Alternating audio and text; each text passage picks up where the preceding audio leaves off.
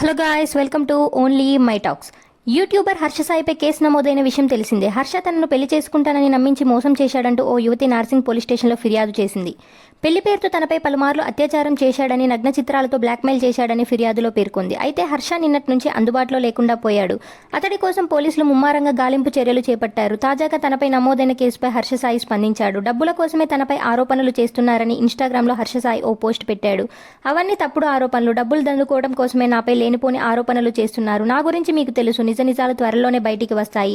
మా న్యాయవాది తానికొండ చిరంజీవి ఈ విషయం గురించి త్వరలో మీ ముందుకు వస్తారు అని హర్ష సాయి పేర్కొన్నారు. ఈ ట్వీట్ ఎప్పుడు నెట్టింట వైరల్ అయింది.